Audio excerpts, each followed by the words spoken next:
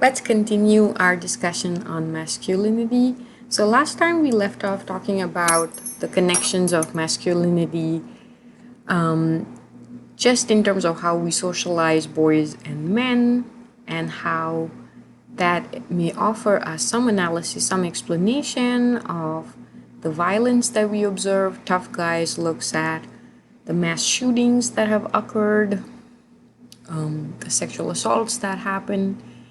And all of these analysts are pointing out that toxic masculinity and patriarchal institutions certainly have very negative consequences for women or children in society, but they also have really negative consequences for men as well.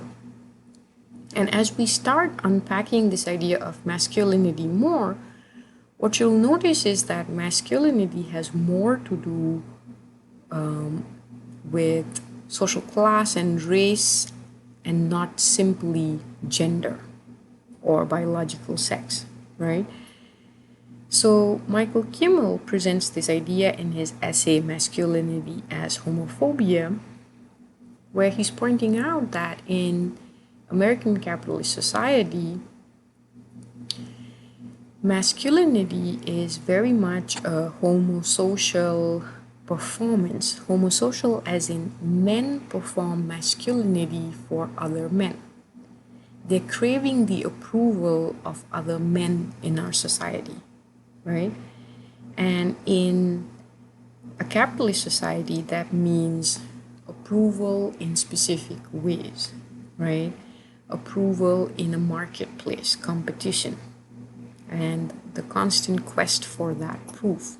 The bigger car, better house, right?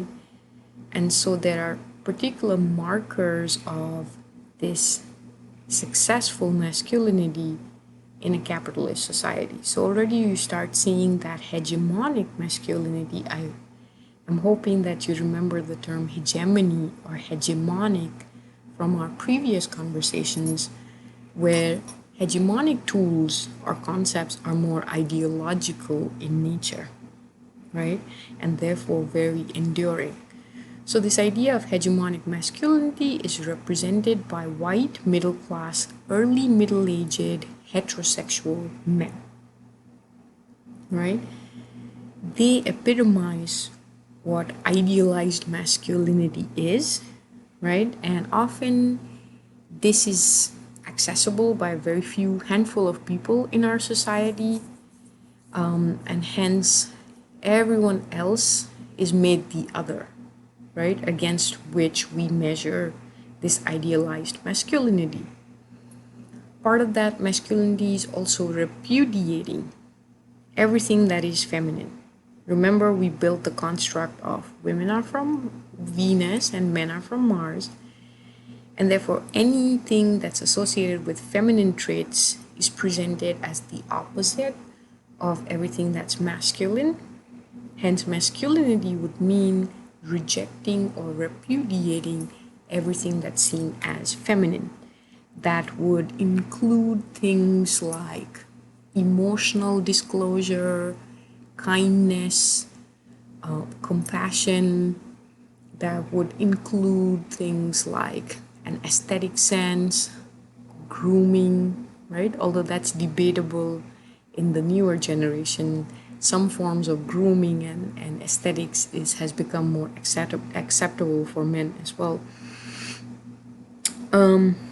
And Kimmel is saying that we need to change this meaning of manhood that is right now embedded in competition, domination, power, right? To one that can be based on accountability, responsibility, and hope, right? Now, if you want to look at further connections between this particular kind of masculinity and homophobia, there's this really important insight from Kimmel, which is homophobia is not literally a fear of folks who identify as queer. It is the fear that men feel of not measuring up as a real man, right? And I think that's really profound, That homophobia comes from this deep insecurity. Because we set idealized masculinity as very narrow, very rigid, only available to a handful of people, that most boys and men in our society feel far away from that idealized label, and no one wants to be at the receiving end of ridicule and disrespect, right? And so homophobia becomes this fear of not being seen as a real man by the peer group, right? Violence becomes the single most evident marker of manhood, right? Hence, it perpetuates this idea that real men are not interested in talking, or they are interested in talking with their fists, right?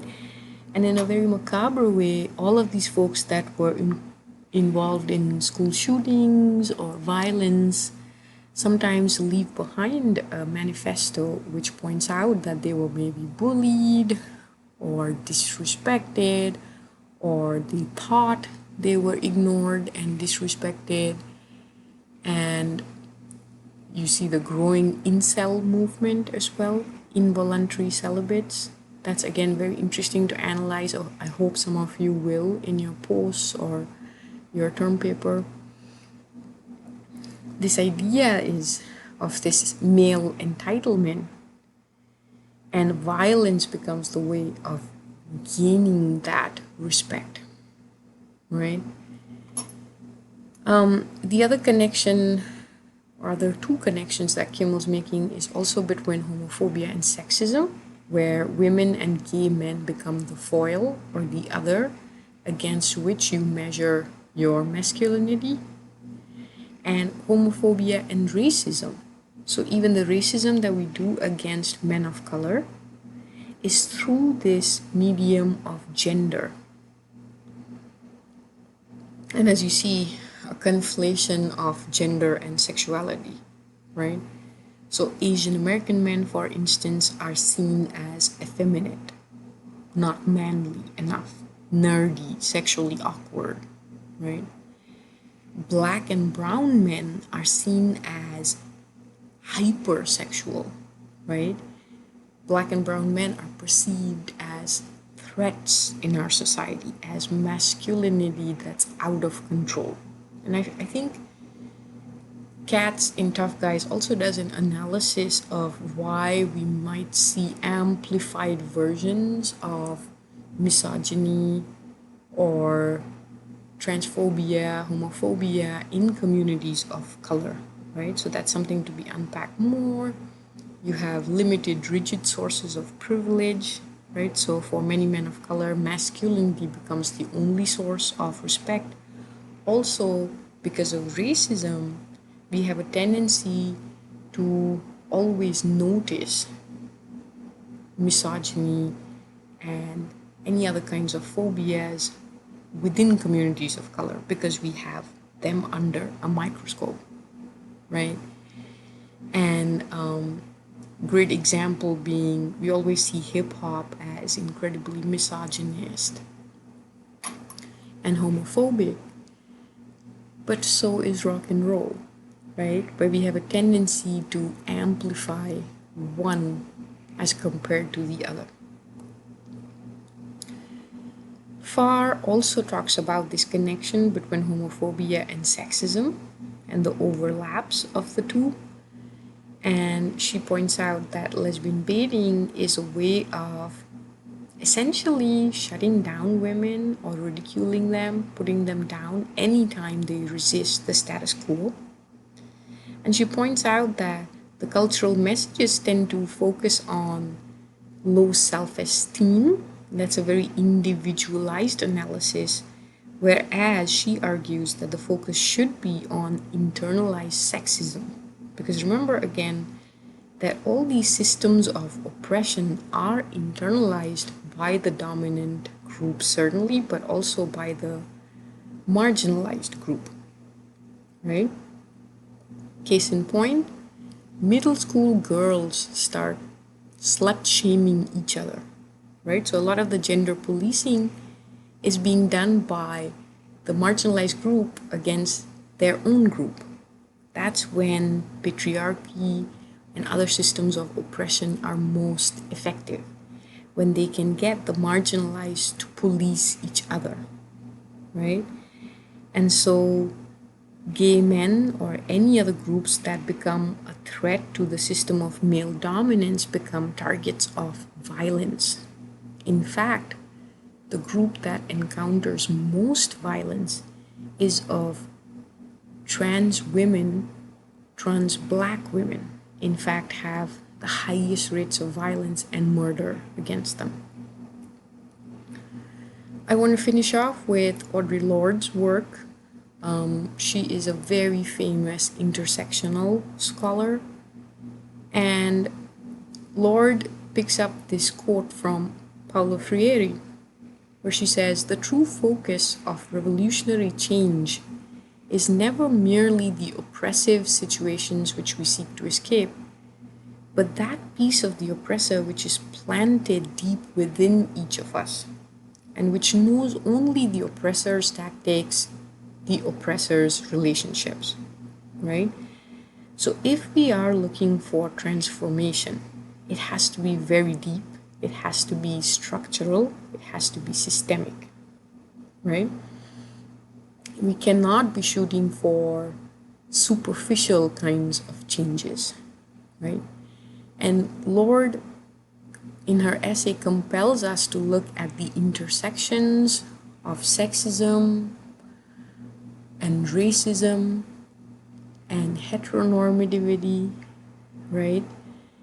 And she points out that, especially for women of color, they often experience many different types of marginalizations. Women of color, in fact, are at the bottom of the socioeconomic hierarchy. Latinas make the lowest amount of money, and then Black women. There's also a feminization of poverty, so it's usually Black and brown women who are single mothers who are at the bottom of that economic rung. And so it becomes really important to acknowledge those intersections. Women of color also often find themselves in between a rock and a hard place, because, say for instance, when sexual assault happens, women of color are often pressured not to come forth with issues like domestic violence or assault within the communities of color, because they might be accused of being race traitors, right? So folks in their community might look at them and say, well, you want to keep it down low. You don't want to air our dirty laundry, right? Because the mainstream anyways stereotypes us as predators, as patriarchal, and so on. And so for women of color, it becomes really difficult to come forth with these issues that exist within our communities, right? On the flip side, women of color have also been always at the forefront of progressive movements.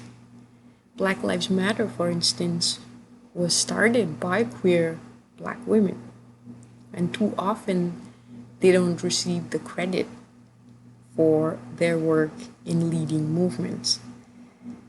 So if we are going to be successful in dismantling these systems of oppression, it's really important to take an intersectional lens to our analysis.